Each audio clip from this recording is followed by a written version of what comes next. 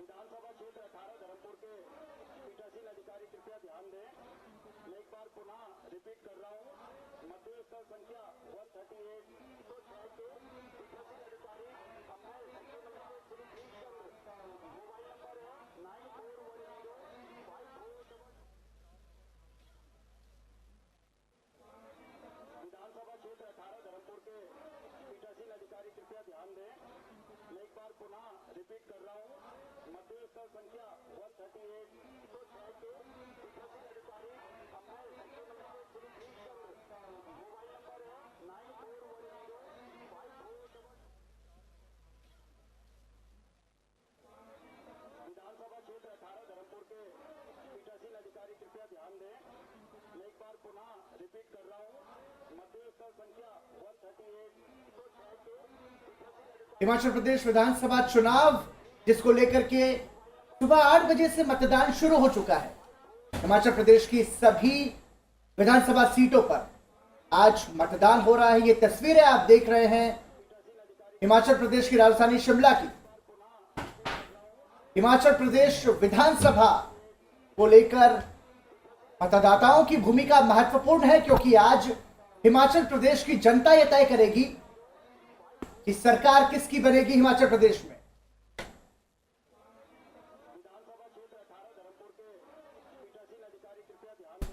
आपको बता दें कि दिवंगत वीरभद्र सिंह के बेटे विक्रमादित्य सिंह एक बार फिर शिमला ग्रामीण से चुनाव मैदान में है इस सीट से, और उनके खिलाफ बीजेपी ने रवि मेहता को उतारा है। प्रदेश की राजनीति में बड़ा कद रखने वाले कांग्रेस नेता कौल सिंह ठाकुर को मंडी जिले की दरंग सीट से पार्टी ने फिर प्रत्याशी बनाया है।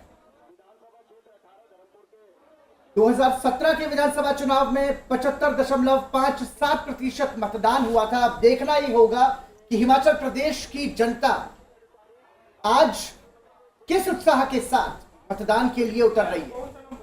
इसमें यह महत्वपूर्ण होगा कि हिमाचल प्रदेश विधानसभा चुनाव में मत प्रतिशत कितना आगे बढ़ता है।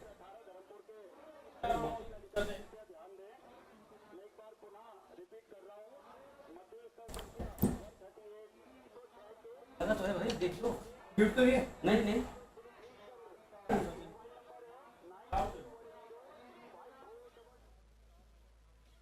और ज्यादा जानकारी के लिए सीधा रुख करेंगे हमारे सहयोगी पवन कुमार शर्मा का। पवन, हिमाचल प्रदेश विधानसभा चुनाव को लेकर के आज जो उत्साह है उसकी यदि हम बात करें तो ताजा माहौल को कैसे बयां कर सकेंगे? कितना उत्साह है जनता में, कितनी उम्मीद है कि कितने प्रतिशत वोट बढ़ सकता है? ताजा जानकारी क्या है आपके पास?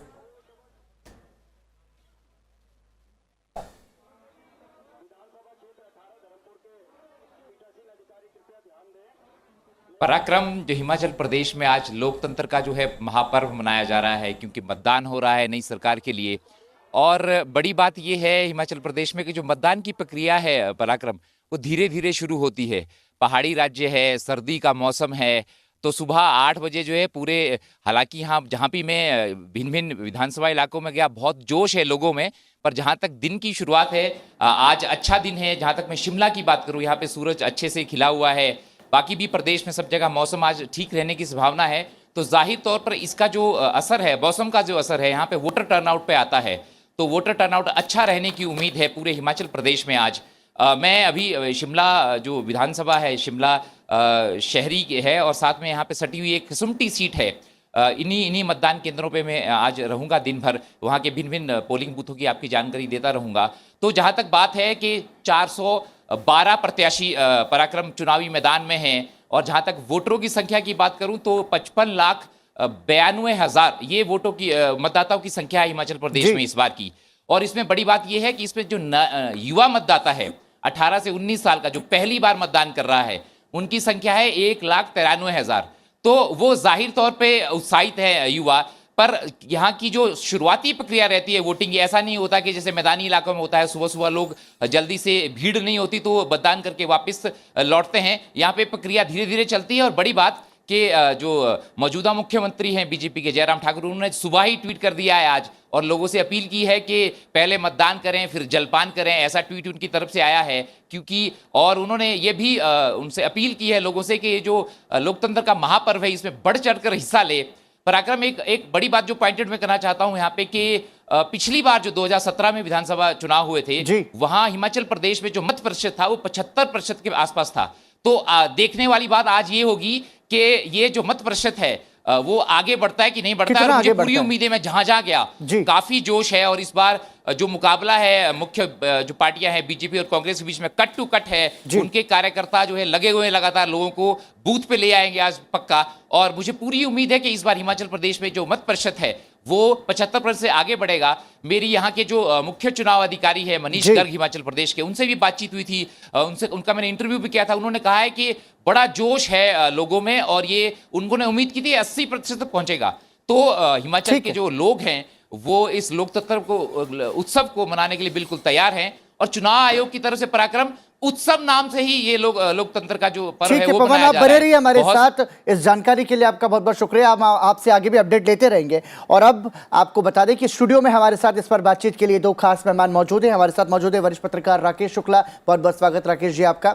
साथ ही चर्चा में हमारे साथ स्टूडियो से जुड़ रहे हैं वरिष्ठ पत्रकार संदीप फुकन, बहुत बहुत स्वागत संदीप जी आपका भी। चर्चा की शुरुआत राकेश जी आपसे करना चाहूंगा। लोकतंत्र का महोत्सव है और हिमाचल प्रदेश की जो तासीर है, सियासी तासीर, उसमें हम ये आकलन कर सकते हैं कि एक साल मतलब एक बार एक पार्टी, दूसरी बार दूसरी पार्टी। तो ऐसे समय में जब आज हिमाचल प्रदेश की जनता मतदान करने के लिए उतरी है, तो आपको लगता है कि जो मुख्य पार्टियां हैं बीजेपी और कांग्रेस, उसमें से जनता का रुख, जनता का विश्वास किसकी ओर आगे बढ़ सकता है? अभी तक का जो ट्रेंड रहा है उस हिसाब से पराक्रम जी, हिमाचल प्रदेश की 68 सीटों में 30 सीटें ऐसी है जो सत्ता का निर्धारण करती हैं और वही 23 सीटों पे इस बार भी कांग्रेस और भारतीय जनता पार्टी का फोकस है। और उन 23 सीटों में आप देखेंगे कि मैक्सिमम सीटें जो हैं वो आरक्षित सीटें, लेकिन अब उन सीटों का समीकरण जो इस बार बदलता हुआ दिख रहा है उसका कारण यह है केंद्र सरकार की बहुत सारी ऐसी योजनाएं हैं जिसका सीधे लाभ जो है अनुसूचित जाति, अनुसूचित जनजाति को मिला है। तो निश्चित तौर पे भारतीय जनता पार्टी एक उम्मीद लेके चल रही है कि इस बार उसकी सत्ता में वापसी होगी। पर अभी तक का जो ट्रेंड था पीछे 3-1.5 दशक का हम देखें तो वहाँ सत्ता में वापसी किसी भी दल ने नहीं किया है। 95 से पहले का जो था उसमें कांग्रेस पार्टी लगातार सत्ता में रही है, लेकिन फिर भारतीय जनता पार्टी एक पंचवर्षीय और दूसरे पंचवर्षीय कांग्रेस आती रही। इस बार जो समीकरण है वो निश्चित तौर पे भारतीय जनता पार्टी अपने लिए उचित मान रही है और उसका सबसे बड़ा कारण मैं मानता हूं कि केंद्र सरकार की तमाम ऐसी योजनाएं हैं जिन योजनाओं का सीधे लाभ अनुसूचित जाति, अनुसूचित जनजाति को मिला है और उससे भारतीय जनता पार्टी इस बात को लेकर उत्साहित है कि उन 23 में से जो 10 से 12 सीटें हैं उन सीटों पे उनको फायदा होगा और उससे उनको उनकी सत्ता में वापसी होगी। ठीक है संदीप जी, हिमाचल प्रदेश की सियासत में कांग्रेस की स्थिति का आकलन आप कैसे करेंगे? क्या समझा जाए कि जो ट्रेंड रहा है हिमाचल प्रदेश का पंचवर्षीय सरकार बनाने का, तो उसमें यह समझा जाए कि अब कांग्रेस अपनी वापसी कर सकती है, ऐसी उम्मीद कांग्रेस पार्टी को लेकर? मुझे लगता है कि कांग्रेस इसी सोच से चल रही है कि क्योंकि जैसे अभी राकेश जी ने भी कहा कि 95 के बाद से ये ट्रेंड रहा है जी कि हर 5 साल में सरकार बदल जाती है और कई स्टेटों में ऐसा रहा है। राजस्थान उसका एक राजस्थान है, उत्तराखंड में भी था लेकिन वो बदल गया। अभी पिछले हर 5 साल में बदलता था लेकिन पिछले चुनाव में बीजेपी रिपीट कर गई और इसकी ही उम्मीद बीजेपी को है कि वो उनका स्लोगन भी था कि इस बार हम रिवाज बदलेंगे। तो लेकिन कांग्रेस के 2 मुख्य उनके मुद्दे रहे हैं। एक तो कि पहाड़ी इलाका है, वहाँ पे काफ़ी तादाद में सरकारी एम्प्लॉइज़ है, तो जो गवर्नमेंट एम्प्लॉइज़ है उनके लिए उन्होंने एक ओल्ड पेंशन स्कीम वो काफ़ी पॉपुलर हुआ है कैंपेन के दौरान। और दूसरा उनका जो लोकल इश्यूज़ पे फोकस रहा है। बीजेपी ने डेवलपमेंट पे बात करी, कांग्रेस ने कहा कि हम लोकल इश्यूज़ जो महंगाई का मुद्दा, बेरोज़गारी का मुद्दा, ये सब मुद्दा उन्होंने उठाया।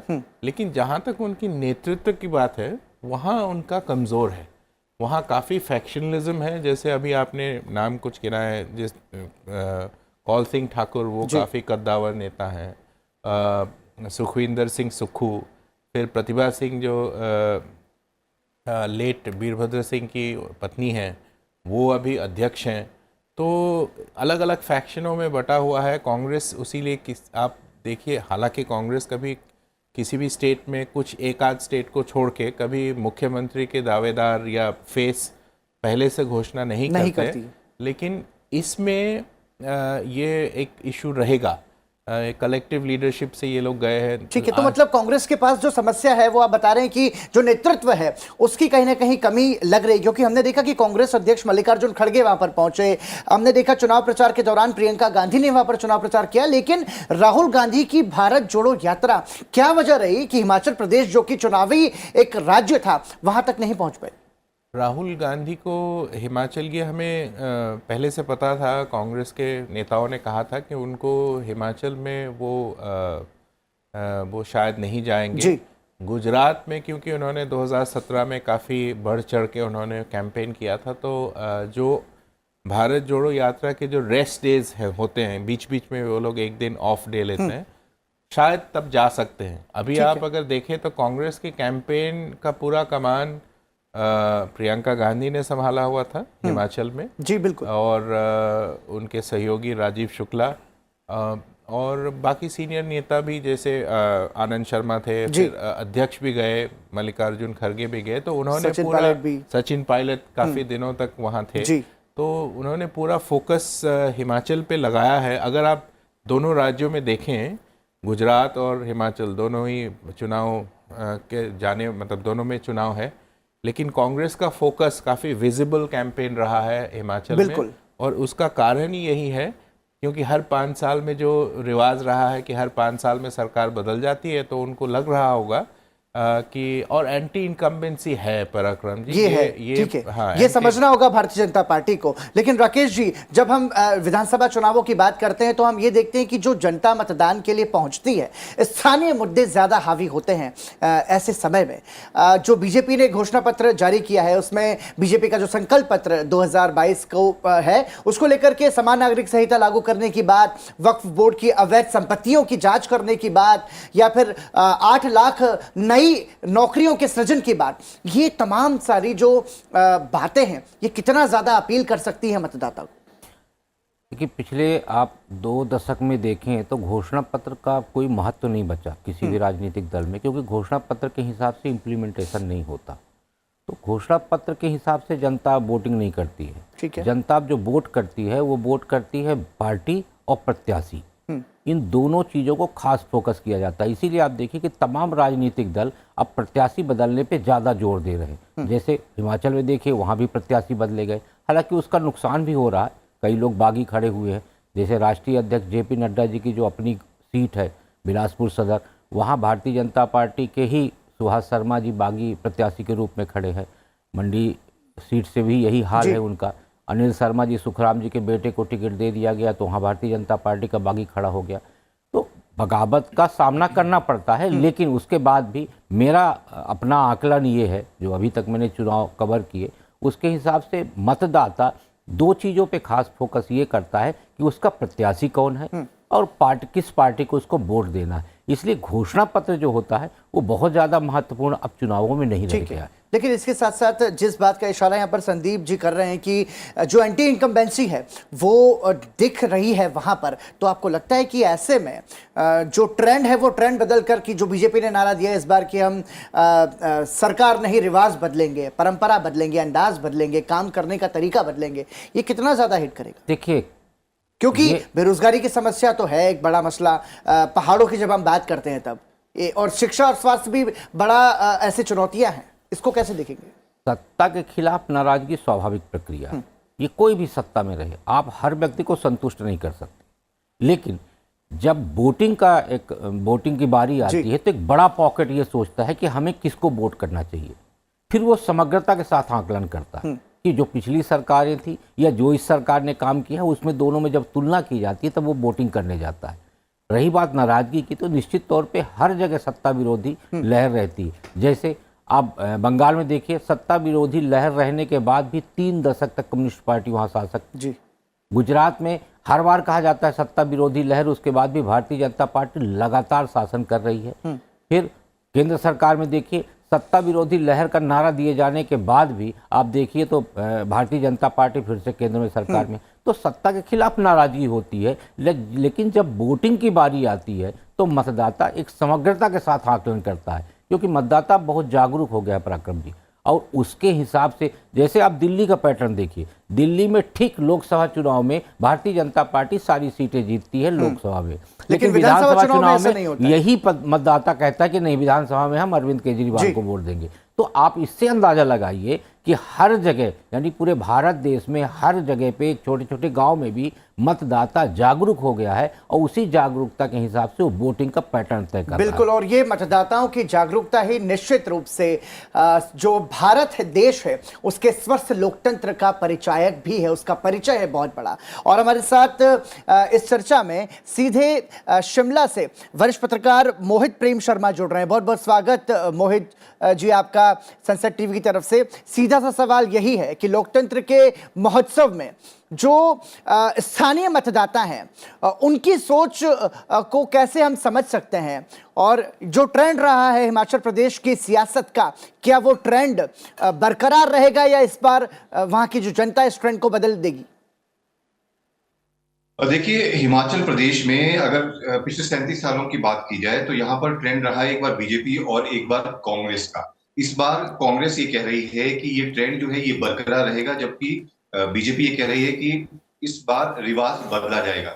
लेकिन जिस तरह से हमारे वरिष्ठ साथी जो बैठे हैं स्टूडियो में आपके, पराक्रम जी, तो उनकी भी मैं बात सुनी है जी। तो यहाँ पर जो वोटर्स हैं, लगभग सब वोटर्स अपना माइंड सेटअप जो है वो पहले ही बना लेते हैं, क्योंकि ज्यादातर वोटर्स जो है यहाँ पर हिमाचल प्रदेश की बात कर रहे हैं तो शिक्षित है।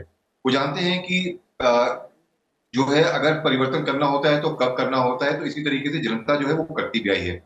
लेकिन जो विधानसभा का चुनाव है हिमाचल प्रदेश में खास तौर पर, इस बार मुद्दे जो हैं, इसमें कई तरह के मुद्दे हैं जिनको देखते हुए जनता अपना वोट कास्ट जो है वो करेगी। तो इसमें ओपीएस का जो मुद्दा है वो सबसे बड़ा मुद्दा रहने वाला है, ओल्ड पेंशन स्कीम का। और इसमें जो वोटर्स हैं, अगर उनके वोटर्स और जो फैमिली मेंबर्स हैं वो करीब जो है डाटा 10 लाख के आसपास का है हिमाचल प्रदेश। तो ऐसे में ये मुद्दा जो है सबसे बड़ा मुद्दा है।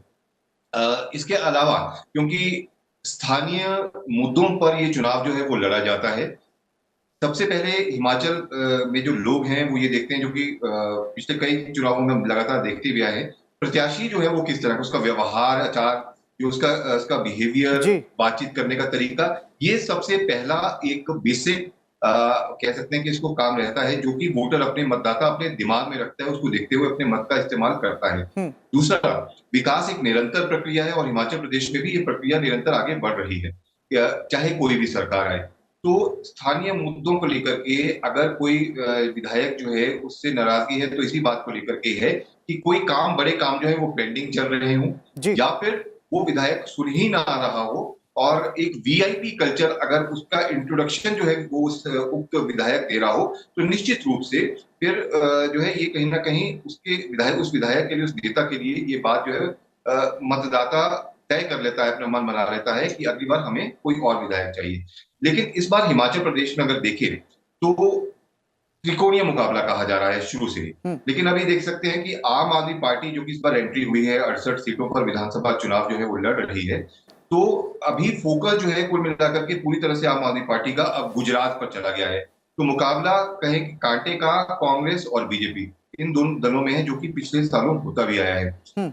बीजेपी यहाँ पर ये कह रही है कि जो डबल इंजन की सरकार है केंद्र में भी और राज्य में भी, तो उसमें क्या है कि हिमाचल प्रदेश और ज्यादा तरक्की करेगा। ये सबसे बड़ा मुद्दा जो है, सबसे बड़ी बात इस समय बीजेपी के नेता कह रहे हैं। दूसरी तरफ कांग्रेस ये कह रही है कि कोई ऐसा काम बता दीजिए 5 साल में जिसमें विकास हुआ हो, जनता का भी या राज्य का या फिर विधानसभा क्षेत्रों का। ठीक है, इसमें एक और फैक्टर है, जिस तरह से टिकट आवंटन हुआ है और जगत प्रकाश नड्डा की इस बार भारतीय जनता पार्टी में जो है राष्ट्रीय अध्यक्ष भी हैं, तो उनकी जो है कहते हैं कि चली भी है इस बार टिकट आवंटन को लेकर के।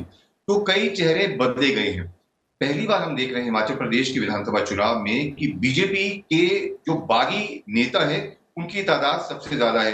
करीब 20 से 20+ ऐसे नेता हैं जो कि इस बार प्रत्याशी हैं, बागी नेता, और बतौर आजाद उम्मीदवार जो है मैदान में है। और ये बहुत बड़े चेहरे भी हैं।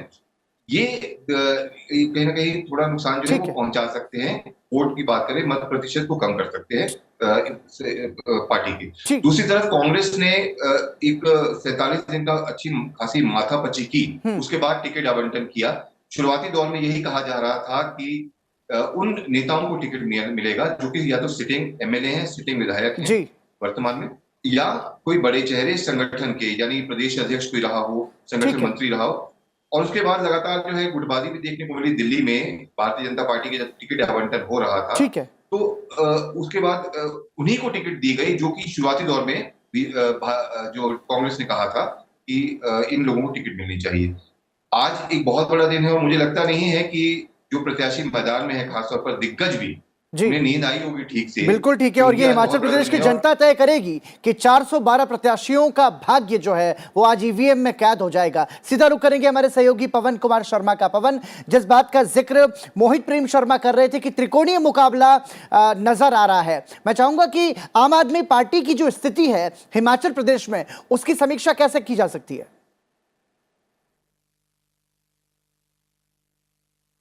पवन, आपको आवाज आ रही है? पराक्रम, जहां तक मुकाबले की बात करी, आप कह सकते हैं कि त्रिकोणीय या सिर्फ दो। जी जी, मुझे आवाज आ रही है पराक्रम। जी पवन, बताएं। पराक्रम, जहां मैं बात करूं हिमाचल प्रदेश की, तो जो हिमाचल प्रदेश में इस बार की बात है तो मुख्य जो मुकाबला है वो बीजेपी और कांग्रेस के बीच में ही है।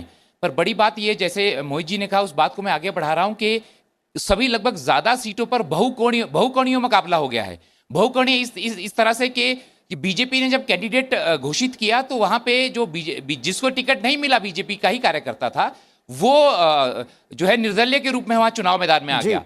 कांग्रेस जो है, कांग्रेस का जो उम्मीदवार कांग्रेस ने घोषित किया, तो वो दूसरा व्यक्ति जो वहां पे मेहनत कर रहा था वर्षों से, जिसको टिकट नहीं मिला कांग्रेस की तरफ से, वो निर्दलीय के रूप में उतर गया। तो मुकाबला भले ही बीजेपी और कांग्रेस के बीच में कहा जा रहा हो, पर मुकाबला बहुकोणीय है, क्योंकि जो निर्दलीय प्रत्याशी हैं उनका भी उतना ही रुतबा है लोगों से, वर्षों से वो लोगों के बीच में है और उनका दावा है कि उनका जीत के आसार ज्यादा हैं, इसलिए वो चुनावी मैदान में है। बीजेपी की तरफ से 21 जो बागी हैं, जो घोषित बागी हैं, और कांग्रेस में 15 ज्यादा हैं, और ये बागियों को मैनेज करने में बीजेपी की बजाय कांग्रेस ज्यादा सफल हुई है, ऐसा यहाँ के राजनीतिक गलियारों में चर्चा है। और जैसा बताया हमारे साथी ने, जो मोहित जी जुड़े थे अभी, कि जो जेपी नड्डा की बिल्कुल चली है, क्योंकि वो राष्ट्रीय अध्यक्ष हैं यहाँ पे। और बड़ी बात ये भी है, चुनौती ये भी है, क्योंकि उनका ये गृह राज्य भी है हिमाचल प्रदेश, और खासकर क्योंकि वो जो बिलासपुर जिला है वहां से संबंध रखते हैं, वो प्लेन का इलाका है। बिलासपुर की बात हो, हमीरपुर की बात हो, कांगड़ा की बात हो, और साथ में लगते मंडी की बात हो, तो ये जाहिर तौर पर नड्डा जी के लिए भी प्रतिष्ठा का सवाल है, और उसमें वो पूरी मेहनत की है जेपी नड्डा ने इसके लिए। और बड़ी बात यह है कि बीजेपी ने 22 नए चेहरे चुनावी मैदान में उतारे हैं। नए चेहरे का मतलब है कि यूथ है, उनका जनता से कनेक्ट है, और जो जैसे बीजेपी का वाक्य रहता है कि विकास की राजनीति और युवा चेहरे राजनीति में आए, तो ये मौका इस बार हिमाचल प्रदेश में बीजेपी ने किया है टिकट आवंटन में। पर जाहिर तौर पे बागी भी हैं बीजेपी की तरफ से, और उनका दावा है कि वो उनको ज्यादा वोट मिलेंगे। तो ये बहुकोणीय मुकाबला कहा जा सकता है, क्योंकि बहुत सारे निर्दलीय मैदान में है, भले ही उनका संबंध बीजेपी से हो चाहे कांग्रेस से हो। तो ये बहुत जैसा कि पवन बता रहे हैं कि बागी प्रत्याशियों की वजह से ये जो मुकाबला है ये बहुकोणीय मुकाबला हो गया है। तो बागी प्रत्याशी क्या समीकरण बिगाड़ सकते हैं बीजेपी और कांग्रेस के लिए? बिल्कुल बिगाड़ सकते हैं। मेरे ख्याल से, जहां तक मेरा नॉलेज है, कि बीजेपी और कांग्रेस में दोनों में ही ये प्रॉब्लम है, लेकिन बीजेपी के लिए प्रॉब्लम थोड़ा ज़्यादा बड़ी है, क्योंकि बीच से ज़्यादा उम्मीदवार जिनको टिकट नहीं मिला, जिनको वो निर्दलीय लड़ रहे हैं। हाँ, वो निर्दलीय लड़ रहे हैं। तो क्योंकि उनके वोटर बेस तो सेम ही होंगे ना, जो बीजेपी के समर्थक हैं। अगर हालांकि जहाँ तक मेरा खुद का तजुर्बा है चुनाव कवर करने का, जो लोग पार्टी के सपोर्टर होते हैं वो एक्चुअली पार्टी पे देते हैं। अगर पार्टी ने प्रत्याशी बदल दी लास्ट मिनट में, तो अगर वो जो लॉयल पार्टी के वोटर्स होते हैं वो नॉर्मली पार्टी को ही देते हैं। ठीक है। तो और ये कई स्टेटों में हमने देखा है।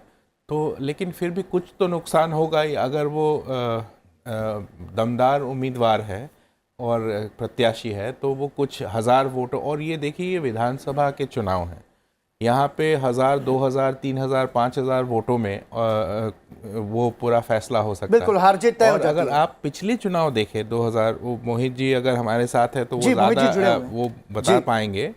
पिछले जो 2017 के जो चुनाव थे उसमें 21 सीट ऐसे थे जिसमें जो हार और जीत की अंतर 2000 से 3000 के बीच थे जी। और उसमें कांग्रेस की हार हुई थी, बीजेपी की जीत हुई थी। तो अगर मान लीजिए ये 2-3 हजार वोटें अगर बीजेपी बागी प्रत्याशी लेके चली जाती है और मैंने जैसे कहा कि एंटी इनकम्बेंसी है, अभी मोहित जी भी बोल रहे थे कि ओल्ड पेंशन की स्कीम जी। सबसे बड़ी एक मुद्दा उभर के आया है क्योंकि ये हिमाचल एक पहाड़ी राज्य है जहाँ पे ज़्यादातर लोग जो गवर्नमेंट सर्विस से जुड़े हुए हैं उनके लिए वो बहुत बड़ा मुद्दा है। वो हमारे साथी भी बता रहे थे जो ग्राउंड में घूम के आए हैं कि वो बहुत बड़ा मुद्दा है। दूसरा बहुत बड़ी मुद्दा वो अग्निवीर जो यंगस्टर्स हैं जी। वो चाह रहे हैं कि उनको थोड़ा नाराज़गी है कि जो क्योंकि वो काफ़ी सारे लोग मिलिट्री में जाते हैं तो उनको लगता है कि ये 4 साल का जो स्कीम है सरकार को दोबारा एक सोच विचार करना चाहिए। तो वो भी एक मुद्दा बन के आया है। तो अभी देखते हैं कि कैसे वो वोटर्स इसको डिपेंड करेंगे। लेकिन जैसे मैंने कहा, एक तो पवन जी भी बता रहे थे कि इनका गृह राज्य है जेपी नड्डा का, तो उन्होंने पूरा जोर लगाया है। दूसरी बात, ये जो रिवाज की बात है, मैंने आपको शुरुआत में बोला था कि उत्तराखंड में जो है, उत्तराखंड में भी एंटी इनकम्पेंसी बहुत था जो लोकल सरकार के खिलाफ, लेकिन प्राइम मिनिस्टर ने ऑलमोस्ट सिंगल हैंडेडली उस चुनाव को बदल दिया। और इस बार भी अगर आप देखें, जब मोदी जी वहाँ गए थे तो उन्होंने वहाँ हिमाचल में बोल के आए कि वो लोटस, जब भी आप कमल पे बटन दबाओगे तो मुझे शक्ति मिलेगी। तो वो उनका अपना पॉपुलैरिटी वो कि अगर कोई नाराज़गी रही भी है जयराम ठाकुर सरकार से, उसे भूल के ये सोच के वोट दो कि मैं मतलब मेरे चेहरे पे वोट। बिल्कुल। देखिए राकेश जी, इस पूरे चुनाव प्रचार में हिमाचल प्रदेश की मैं बात कर रहा हूं तो उसमें हमने ये देखा कि मुख्यमंत्री का चेहरा बीजेपी की तरफ से कौन होगा इसको लेकर के भी बहुत ज्यादा सियासत हुई। और अब ऐसे में जब प्रधानमंत्री वहां पर उन्होंने चुनावी रैलियां की हैं और बीजेपी के कई सारे स्टार प्रचारक भी वहां मौजूद हैं, ऐसे में 22 से ज्यादा नए चेहरों को मौका देना, युवा प्रत्याशियों को मैदान में उतारना, ये बीजेपी के लिए किस तरीके का परिणाम साबित कर सकता है? मैं इसके पहले ही बोला था कि भारतीय जनता पार्टी हो या कांग्रेस पार्टी, प्रत्याशी बदलने के पीछे सिर्फ एक बड़ी सोच ये होती है कि जो भी सत्ता विरोधी लहर या उनकी सीट पे पार्टी विरोधी लहर है वो चेहरा बदलते ही खत्म हो जाता है। अच्छा, मतलब एंटी इनकम्बेंसी को कम कर दिया जाता है प्रत्याशी को बदलकर। क्योंकि कभी भी मतदाता किसी राजनीतिक दल से नाराज नहीं होता, व्यक्ति से नाराज होता है। और जैसे ही आपका कैंडिडेट चेंज होता है उसके बाद मतदाता का दिमाग भी चेंज हो जाता है। अब अभी जो बहुत सारी बातें हुई उनमें आप देखिए तो आप पाएंगे कि 21 सीटें ऐसी हैं जिसमें भारतीय जनता पार्टी और कांग्रेस पार्टी दोनों के लिए बागी मुसीबत बने हुए हैं। और बागी इसलिए भी इम्पोर्टेंट है हिमाचल प्रदेश में कि 2017 के चुनाव में निर्दलीय व्यक्ति ने प्रेम कुमार धूमल जी को हरा दिया और पूरे समीकरण को बदल दिया था जो मुख्यमंत्री पद के उम्मीदवार थे। इस बार भी आप देखिए तो कई सीटों पे मजबूत भारतीय जनता पार्टी और कांग्रेस के मजबूत लोग वहां पे निर्दलीय रूप से चुनाव लड़ रहे हैं। वहां जो मैक्सिमम वोटर है वो है 90,000, मिनिमम वोटर जो है वो 30,000 से भी कम है। तो इसलिए महत्वपूर्ण ये होता है कि 2 से 4,000 वोट भी, जैसे अभी संदीप जी ने कहा, 2 से 4,000 वोट भी यदि इधर से उधर हुए तो पूरी सीट का समीकरण बदल जाता है। बिल्कुल। ऐसे में बागियों को नजरअंदाज करना बड़ा मुश्किल है और मुझे लगता है ये दोनों राजनीतिक दल इसी सोच को लेकर आगे बढ़ रहे हैं कि बागियों को किस तरीके से किनारे किया जाए और मुकाबला भारतीय जनता पार्टी और कांग्रेस के बीच में। बिल्कुल ठीक है मोहित जी, हिमाचल प्रदेश एक ऐसा राज्य है जहां की जनता मुख्यमंत्री जो उम्मीदवार होता है उस तक को हरा देती है। ऐसे में जो सियासत है उसमें वर्तमान समय का जो बहुकोणीय मुकाबला जिसका हम सभी यहां पर जिक्र कर रहे हैं और जो बागी हैं उनकी वजह से आपकी नजर में क्या कुछ समीकरण बदल सकते हैं? देखिए, बिल्कुल जिस तरह से बागी खड़े हैं और हिमाचल प्रदेश में 2000 से 3000 की अगर बात कर ले वोटों की जीत, यहाँ पर तो 1000 से 1200 में भी कई जो अंतर था उसमें भी कई प्रत्याशी जीते थे जी। बागी जो है वो समीकरण निश्चित रूप से खराब कर देते हैं जिस दल से वो निकले होते हैं। यही देखने को मिल रहा है हिमाचल प्रदेश में भी इस बार, क्योंकि कई ऐसी हॉट सीट्स हैं, जैसे मंडी की हम बात कर रहे हैं, वहां पर प्रवीण शर्मा बागी उम्मीदवार हैं, लगातार जो है सोशल मीडिया पर पोस्ट डालते रहते हैं, युवा नेता हैं और बेहद करीबी हैं धूमल परिवार के भी। वो वहां पर खड़े हैं और ऐसे में कई और ऐसी जगहें हैं, कई ऐसे विधानसभा क्षेत्र हैं जहां पर बागी नहीं माने। हालांकि यहाँ पर आपको बताओ कि जेपी नड्डा खुद 2 दिन तक इसी सिलसिले में शिमला आए जी। कि बागी नेताओं को मनाना है। महेश्वर सिंह जो कि कुल्लू से खड़े हुए थे, वहां के राजा भी रहे हैं, तो वो माने। इस तरह से कई और नेता जो है उनको बुलाया गया यहाँ पर। कई नेता जो है वो माने, कई नेता नहीं माने। यहाँ पर क्योंकि मनाने का सिलसिला भी ये रहता है कि अगर सरकार आती है तो कोई पद जो है वो दिया जा सकता है, लेकिन पार्टी की भी या सरकार की मजबूरी रहती है कि बागी अगर ज्यादा हो जाए तो फिर वो जो है वो सेटल नहीं हो पाता मामला। तो यही इस बार हमें बीजेपी में देखने को मिला है। लेकिन अगर कहें कि इंडिपेंडेंट समीकरण जरूर खराब कर देते, लेकिन एक तादाद जो है कि बड़ी नहीं रहती है इंडिपेंडेंट जो कैंडिडेट्स होते हैं उनकी जीत का भी। ये जरूर है कि इस बार बीजेपी में सर्वाधिक जो है वो बागी नेता चुनावी मैदान में, चुनावी दंगल में छलांग लगाए बैठे हैं और जो है समीकरण जरूर खराब करेंगे, इस बात से इनकार नहीं किया जा सकता। लेकिन अब कई और मुद्दे भी हैं जिसको लेकर के जनता जो है अपना वोट कास्ट करेगी। जिस तरह से बात यहाँ पर हो भी रही है, हमारे वरिष्ठ साथी जो बता भी रहे हैं, कई नए चेहरे, इस बार करीब 20 ऐसे चेहरे हैं जो कि भारतीय जनता पार्टी में चुनाव लड़ेंगे। अब वही जहां पर जो पहले सिटिंग एमएलए थे बीजेपी के या फिर जो पुराने नेता थे, आपने देखा होगा अभी वर्तमान में एक वीडियो भी हालांकि वायरल हुआ है, इसकी पुष्टि कोई नहीं कर रहा है, जिसमें प्रधानमंत्री खुद एक बागी नेता को बोल रहे हैं कि आप जो है वो अपना पार्टी के लिए समर्थन में आप क्यों चुनाव लड़ रहे हैं, कृपाल परमार जो उनका नाम। तो इस तरह के वाकया जो है इन चुनावों में देखने को मिल रहे हैं और मुझे लगता है कि ये पहली बार होगा जब समीकरण वाकई में हिमाचल प्रदेश में बदल सकते हैं बहुत बड़े पैमाने पर। ठीक है, तो हिमाचल प्रदेश की 68 विधानसभा सीटों पर सुबह 8 बजे से मतदान जारी है और अब से कुछ देर पहले ही हिमाचल प्रदेश के मुख्यमंत्री जयराम ठाकुर ने परिवार सहित मतदान किया है। आइए आपको सुनवाते हैं क्या कहा उन्होंने। और आज मतदान है और मतदान के दिन में जरूर ये कहना चाहूंगा सभी मतदाताओं से कि मतदान करने जरूर जाएं ताकि लोकतंत्र को हम और मजबूती दे सकें। और मुझे पूरा भरोसा है जिस तरह से कैंपेन हिमाचल प्रदेश में हमने इस बार देखा है और सरकार 5 साल के बाद फिर रिपीट करने का लोगों का मन है।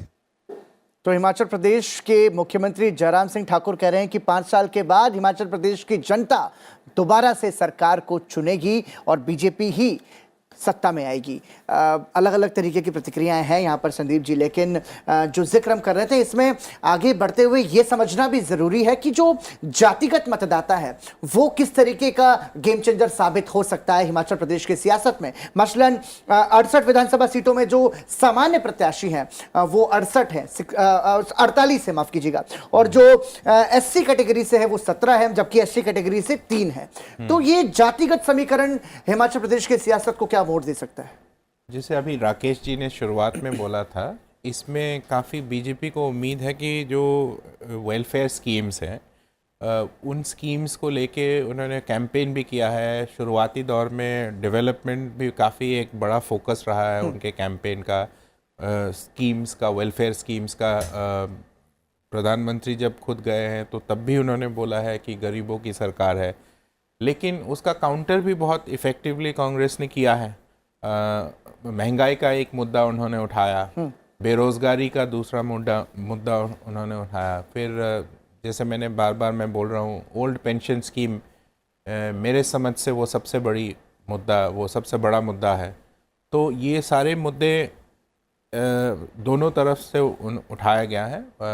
बीजेपी ने फोकस, आप जहाँ तक मैं देख पा रहा हूँ, शुरुआत उन्होंने डेवलपमेंट के प्लैंक से किया था, लेकिन कैंपेन ख़त्म होते होते कई सारे नेशनल मुद्दे, स्ट्रॉन्ग लीडरशिप, प्रधानमंत्री जी का लीडरशिप, यूनिफॉर्म सिविल कोड, ये सारे इश्यूज़ आ गए।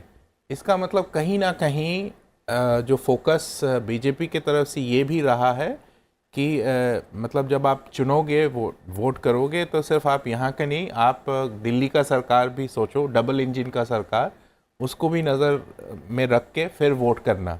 तो जातिगत जो समीकरण जरूर है। शुरुआत में उन्होंने बीजेपी ने फोकस ही ये किया था, जैसे राकेश जी ने कहा कि जो 22 सीटें हैं कि वो कैसे वेलफेयर स्कीम्स को हाईलाइट किया जाए। लेकिन मुझे लगता है कि जो कैंपेन के अंत के time, end of the campaign, issues थोड़े बदल गए। ठीक है, जो तस्वीरें आप देख रहे हैं वो हिमाचल प्रदेश विधानसभा चुनाव में मतदान की तस्वीरें हैं। सुबह 8 बजे से मतदान शुरू हो चुका है, जो कि शाम 5 बजे तक चलेगा। सनसेट टीवी हिमाचल प्रदेश के सभी दर्शकों से यह अपील करता है कि यदि आपने अभी तक मतदान नहीं किया है तो अपने घरों से निकलिए और मतदान जरूर कीजिए।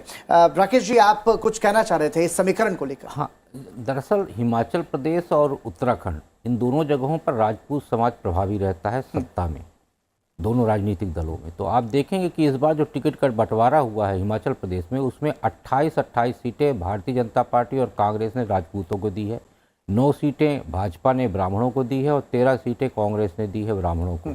इसके अलावा अनुसूचित जनजाति और अनुसूचित जाति को भी जो सीटें दी गई हैं उसमें भी बड़ा सूझबूझ के साथ चयन किया गया है।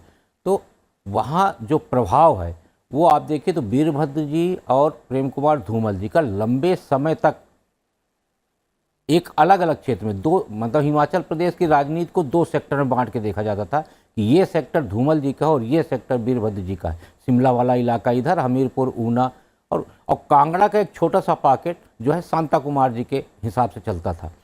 तो वहाँ जातिगत समीकरण बहुत ज़्यादा प्रभावी तो नहीं है, लेकिन जातिगत समीकरण को दोनों राजनीतिक दल नज़रअंदाज करके नहीं चल रहे। और इसीलिए देखिए कि जब प्रत्याशियों का चयन किया गया तो उसमें पूरी तरह से ध्यान रखा गया कि हमें किस समाज के लोगों को कितना टिकट देना है, और इसीलिए राजपूत समाज को वहाँ महत्व दिया गया है और दोनों लोगों ने सबसे ज़्यादा प्रत्याशी जो है राजपूतों को उतारा है। बिल्कुल हावी रहते हैं। और अगर आप मुख्यमंत्री भी देखें तो नॉर्मली जैसे राजपूत समाज से ही होते हैं, जो डोमिनेंट समाज, हाँ, जाति, और उसका फर्क पड़ता भी है क्योंकि देखिए टिकटों का बंटवारा भी इसी आधार पर किया जाता है। कोई भी राजनीतिक दल हो, जब वो समीकरण की बात करते हैं तो उसमें जातिगत समीकरण सबसे ज्यादा हावी होता ही है। सीधा रुख करेंगे एक बार फिर से हमारे सहयोगी पवन का। पवन, यदि आप ये आंकड़ा हमें बता पाए कि चूंकि देखिए 8 बजे से मतदान शुरू हुआ था, अभी जो समय लगभग हो रहा है वो 8:45 के करीब है, ऐसे में क्या कोई ऐसा ताजा आंकड़ा आपके पास आया है कि इतने प्रतिशत मतदान हो चुका है, या फिर कोई ताजा अपडेट इसको लेकर के?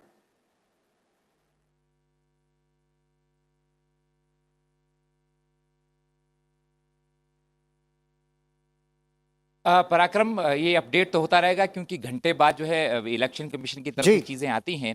अभी शुरुआती चीजें, जैसे मैंने कहा कि हालांकि मौसम अच्छा है आज और बहुत जगह पे लोग जो है जल्दी जल्दी मतदान करने आते हैं क्योंकि बाद में भीड़ बढ़ती जाती है मतदान केंद्र पर ऐसा कोई आंकड़ा नहीं है। पर शुरुआती ये आंकड़ा बढ़ेगा। अभी 10 बजे आपसे कह पाएंगे कि कितना मतदान हुआ, तो चुनाव आयोग की तरफ से अपडेट भी होगा।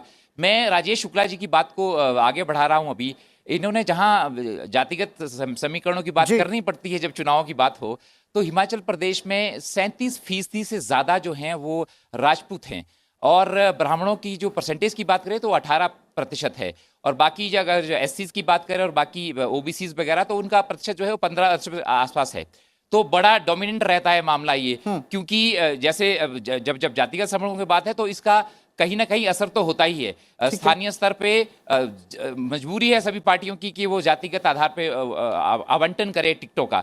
ऐसा ही हिमाचल प्रदेश में है और ये स्थिति है, वस्तु स्थिति है कि जाति के आधार पे भी कई जगह वोट पड़ते हैं। हालांकि हिमाचल प्रदेश के लोग पढ़े लिखे हैं, विकास की राजनीति पे विश्वास करते हैं। और जो संदीप जी ने और हमारे मोहित जी ने बात करी थी कि यहाँ का जो कैंडिडेट है उसका व्यवहार लोगों के साथ कैसा है, ये बहुत मायने रखता है हिमाचल प्रदेश में। अगर किसी निर्दलीय का व्यवहार लोगों से बीच में है, लोगों की समस्याओं में, वो दुख सुख में अगर वो खड़ा रहता है तो उसके प्रति लोगों का जो आग्रह है वो बहुत अच्छा है हिमाचल प्रदेश में। इसके साथ पवन, आपसे हम ये जानना चाहेंगे, पवन आपसे हम ये जानना चाहेंगे कि हमने देखा अभी हिमाचल प्रदेश के मुख्यमंत्री जयराम ठाकुर ने मतदान किया परिवार के साथ, इसके अलावा ऐसे कौन कौन से बड़े चेहरे हैं जो अपना वोट डाल चुके हैं?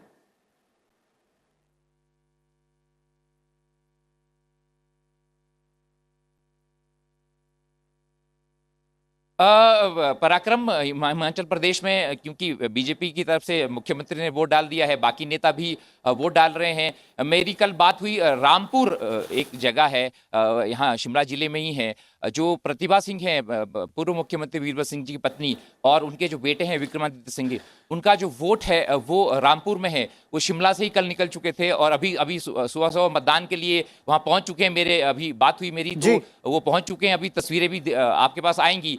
बाकी जो कैंडिडेट हैं, चाहे हरोली में मुकेश अग्निहोत्री जी हो, द्रंग में अपने कौल सिंह जी हो, सुखविंदर सिंह सुक्कू हो, जो कांग्रेस की तरफ से बड़े नेता हैं यहाँ पे हिमाचल प्रदेश में।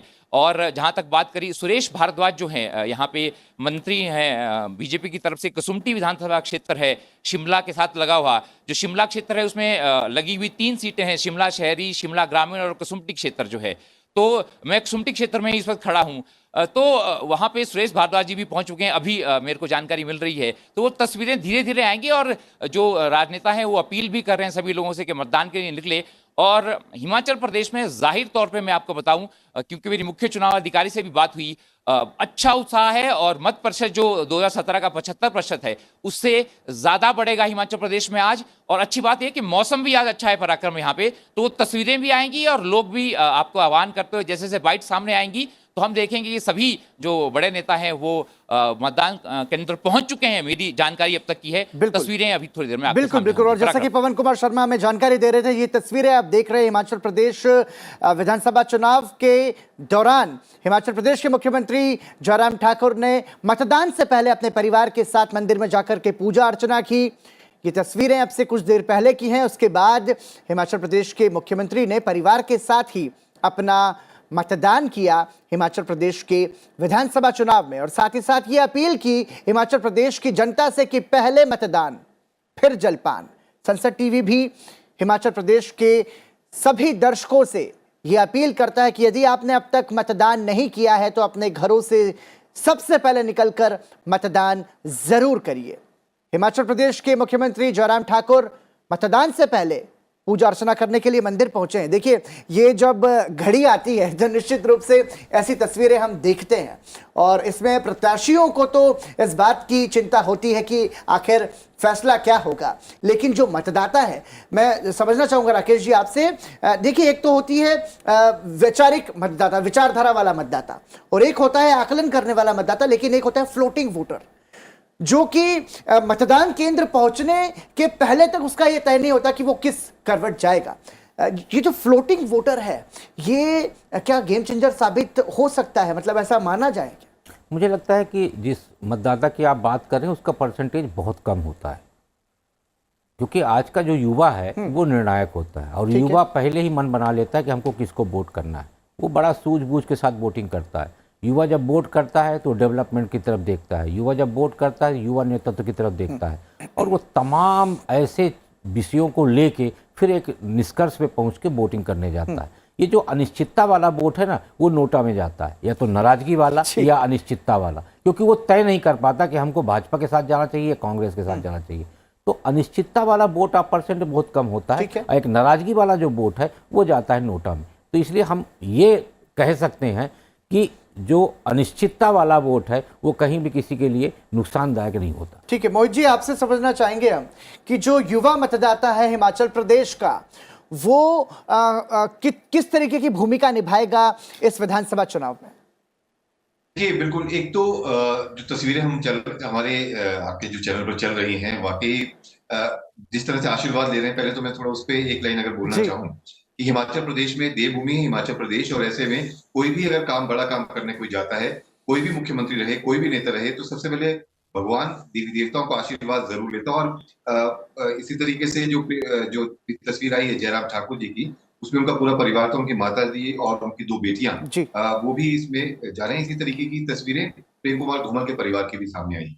तो मैं ये कहना चाह रहा हूँ कि जो नया वोटर है वो सबसे पहले उसके जहन में रहता है, क्योंकि पढ़ा लिखा वोटर रहता है हिमाचल प्रदेश में, क्योंकि ऐसे में जो नया वोटर वो ये देखता है कि जो सबसे पहली बात उसके जहन में आती है, जो हमारी बातचीत भी होती है, कि नेता युवा होना चाहिए, क्योंकि युवाओं का दौर है, और अगर नेता युवा होता है तो युवाओं के लिए ही सोचेगा। तो सबसे पहली बात तो युवा यही करते हैं।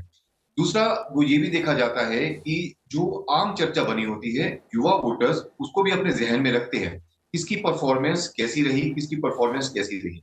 तो एक बड़ा परसेंटेज जो है पहली बार जब कोई वोट करता है, वोट कास्ट करता है, तो ज्यादातर इन बातों को ध्यान में ही रख करके जो है वो करता है। दूसरी तरफ इस बार जो वोटिंग होनी है, मतदाता जो वोट करेंगे, उसमें कहीं ना कहीं जो स्टेट गवर्नमेंट है या फिर जो मुखिया रहे हैं सरकार के, उनकी भी परफॉर्मेंस जो है वो देखी जाएगी, क्योंकि यहाँ पर हम लगातार जो है वो देखते हैं पिछले 5 सालों से ही कि एक चर्चा रहती है पिछली सरकारों की और वर्तमान सरकारों के बीच जो कंपैरिजन होता है, वो भी आज खुल करके जनता के जहन से बाहर निकलेगा और मत का जो है वो रूप लेगा। तो अभी क्योंकि सूर्यदेव जो है वो दर्शन दे चुके हैं और अच्छी बात है, ऐसा लग रहा था कि कड़ाके की सर्दी है और अभी थोड़ा विलंब हो सकता है, लेकिन जिस तरह से जो बिलासपुर या हमीरपुर, कांगड़ा ऐसी जगहें हैं, वहां पर मौसम जो है वो अब साफ हो चुका है। हालांकि लाहौल स्पीति, किन्नौर और कुल्लू के जो जी, ये कुछ ऐसे इलाके जहाँ पर बर्फबारी हुई है, ठीक है, वहां पर थोड़ा समय अभी और लगेगा थोड़े मतदाताओं को बाहर निकलने पे। बिल्कुल ठीक है संदीप जी।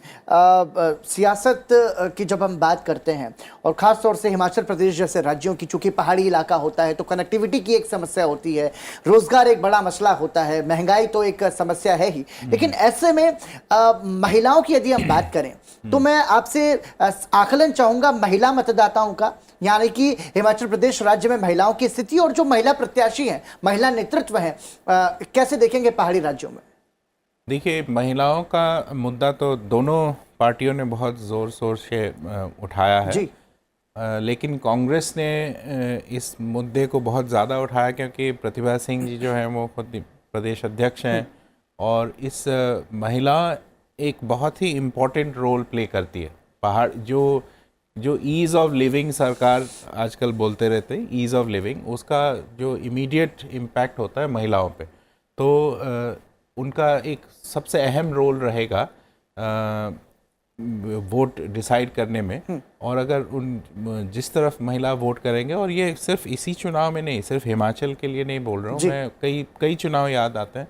जैसे आपको याद होगा बिहार में बहुत कांटे की टक्कर थी जेडीयू और आरजेडी में जी।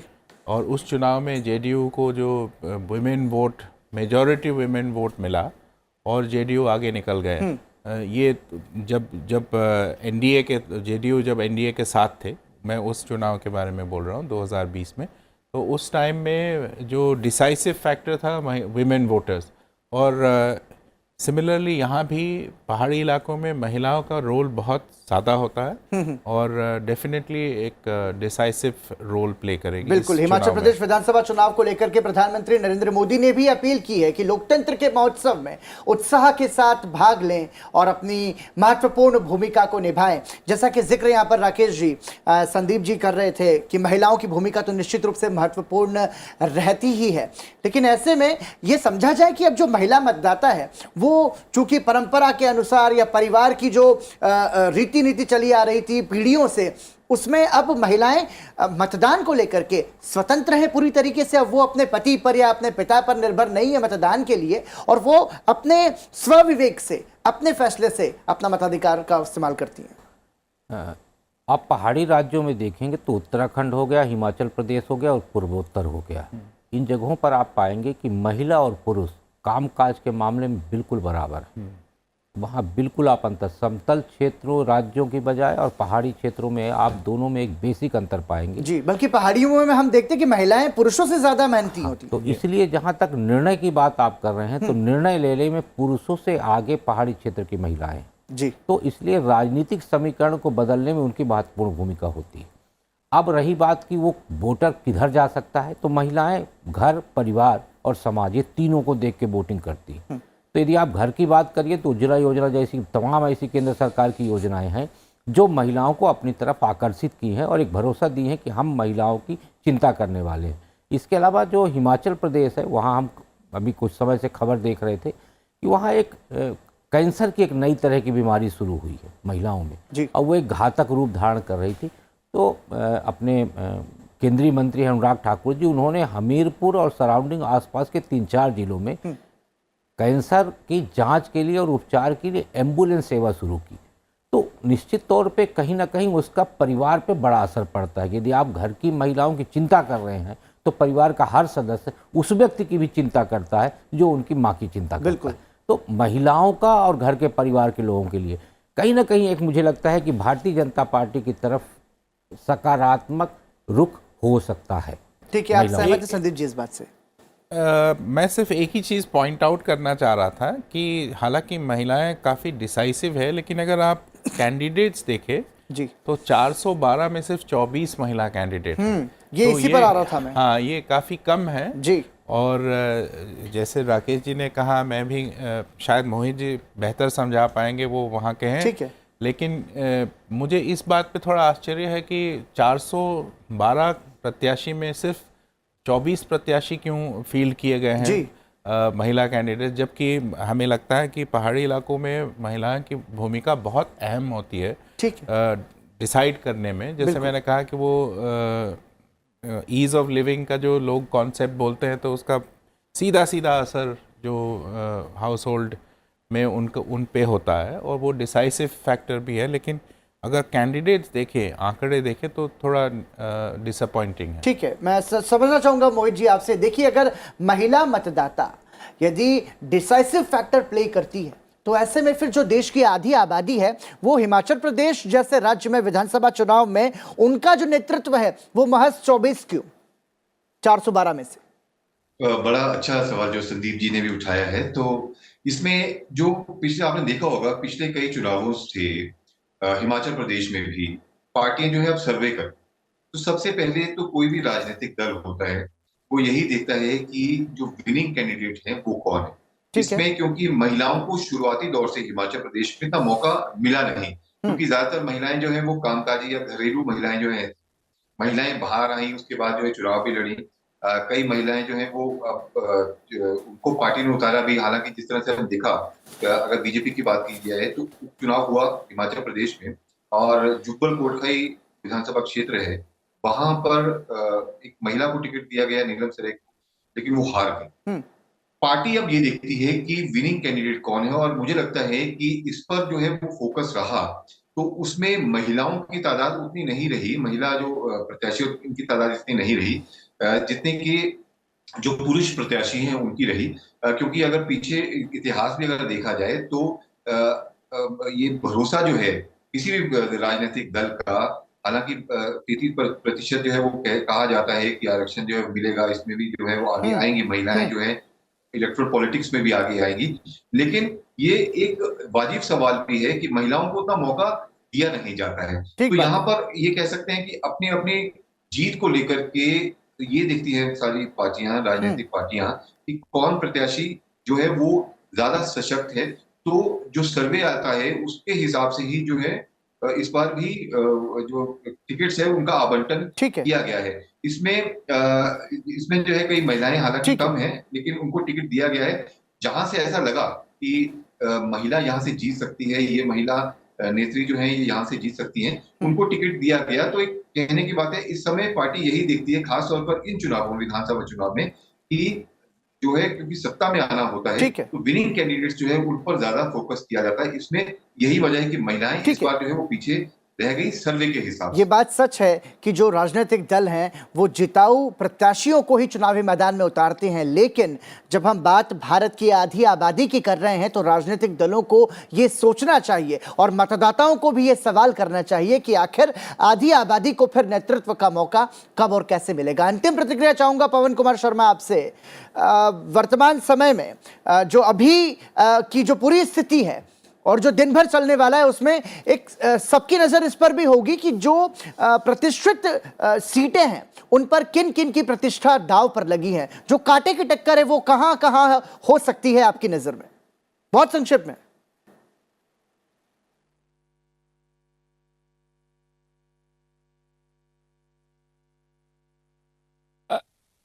जी पराक्रम, जहां तक अभी चर्चा हो रही थी तो आधी आबादी का बहुत महत्व है हिमाचल प्रदेश में। और जैसा हम जानते हैं कि अगर 55,93,000 वोटर्स हैं तो उसमें से 27,37,000 महिलाएं हैं। भले ही चुनावी मैदान में महिलाएं कम हो, पर उनका अच्छा खासा रोल रहने वाला है। और ये इस बात से इंगित करता है कि कांग्रेस ने कर्मचारियों के बाद महिलाओं को फोकस किया है। महिलाओं को हर महीने 1500 रुपए देने की गारंटी दी है कांग्रेस ने। और दूसरी तरफ बीजेपी ने पहली बार स्त्री शक्ति संकल्प पत्र महिलाओं के लिए अलग से निकाला। घोषणा पत्र तो अहम है महिलाएं। तो जहां तक आपने मुकाबले की बात करी पराक्रम, जैसा हम बता भी रहे हैं कि जो सिराज सीट है मंडी में 10 विधानसभा सीटें हैं और ये मुख्यमंत्री का जिला है, मुख्यमंत्री जयराम ठाकुर का। इस बार 10 में से कितनी सीटें बीजेपी के पक्ष में आती हैं, ये उनके लिए प्रतिष्ठा का सवाल है। कांगड़ा जो जिला है वहां पे 15 विधानसभा सीटें हैं। वहां पे क्योंकि लोअर हिमाचल है तो हिमाचल का जो बीजेपी है उसमें उनका वहां पे रुतबा रहता है। इस बार हिमाचल के पक्ष में कितनी वहां पे सीटें आती है ये देखने लायक है। उसके बाद शिमला जिला है। शिमला जिला मूलतः जो है यहाँ पे कांग्रेस को बढ़त मिलती है। वीरभद्र सिंह जी का इलाका है, स्वर्गीय वीरभद्र सिंह जी का इलाका। और कांग्रेस हमेशा से शिमला जिले में जो है अपर हैंड रहा है उनका। वहां पे 8 विधानसभा सीटें हैं। उसमें से कितनी बीजेपी के पक्ष में आती है, कांग्रेस के पक्ष में आती है, ये देखना पड़ेगा। बाकी अहम जिले हैं, बिलासपुर है, हमीरपुर है, वहां पे 5-5 सीटें हैं, बिलासपुर में 4 सीटें हैं। बहुत बहुत धन्यवाद पवन इस तमाम जानकारी के लिए। और मैं इसी के साथ आप सभी मेहमानों का शुक्रिया अदा करना चाहूंगा हमारे साथ जुड़ने के लिए। मोहित प्रेम शर्मा जी, संदीप फुकन जी, राकेश शुक्ला जी, आप सभी का बहुत बहुत धन्यवाद इस चर्चा में हमारे साथ जुड़ने के लिए। और संसद टीवी पर हिमाचल प्रदेश विधानसभा चुनाव को लेकर के हम दिन भर अपडेट देते रहेंगे। और इस कार्यक्रम में फिलहाल के लिए इतना ही। ब्रेक के उस पार टॉप न्यूज में आपको बताएंगे देश और दुनिया की तमाम बड़ी खबरें। नमस्कार।